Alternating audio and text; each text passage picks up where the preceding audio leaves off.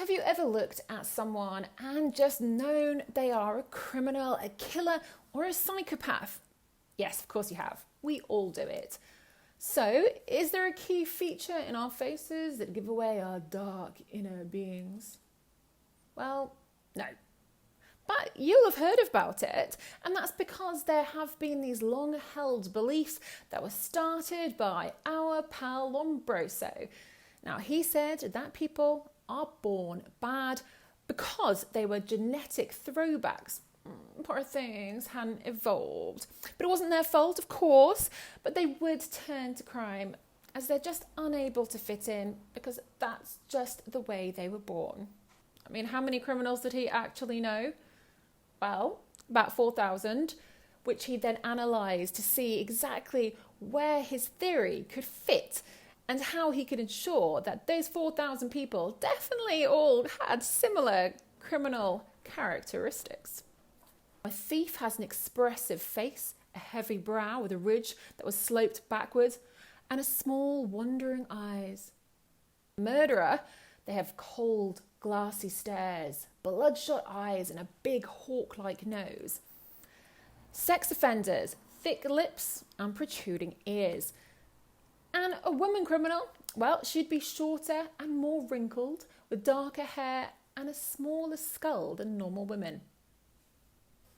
There are other characteristics that Lombroso mentioned, but he forgot to talk about those pesky things like morals and free will. Because, of course, if you're born a criminal, then you shall live a criminal existence. The end. Genetics, ha! But honestly, it isn't. And you can't help but see the study is slightly racist. Now, it didn't look at various crimes. It also focused on certain facial features that were from certain races.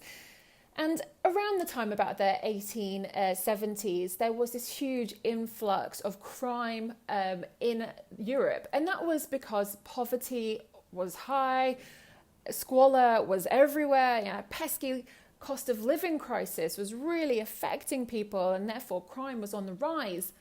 Oh, no. Lombroso said it's because there was these genetic throwbacks and the lesser humans were committing the crime. Nothing to do with the cost of living crisis back then. But also, one big fun thing that was going on back then as well was eugenics. Really, people thought that you could breed others only with good qualities and therefore make a better society.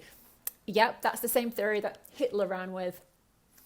Now, it wasn't until 1913 that Lombroso's theory was discredited. No one could reproduce the findings, but this theory of nature versus nurture has never really gone away. In 2011, a study at Cornell University in the US showed that subjects were given pictures of criminals versus non-criminals, and more often than not, they picked the criminal, but they couldn't say what the crime was. One more scarier study is in 2016. A couple of computer researchers said that they had proven an algorithm that could distinguish criminals from non-criminals with high accuracy. And these were based on Chinese nationals. Now, they didn't go into any of the detail about whether other nationalities would also have the same facial characteristics, but there's still a huge ethical issue here. When it comes down to ethics, things have changed over the past generations, but really, seeing a criminal before they commit a crime is going to be bad news. Some people do have that pressure every day, security and police following them everywhere. And let's not forget that some people might go and commit crime if they think that they're going to be accused of it anyway. So why not give it a go? Really, it's messy, messy, messy. As they say, don't judge a book by the cover. Well, I think people just want to. They love judging. Sometimes I like judging, but not for criminal aspects, just for fun.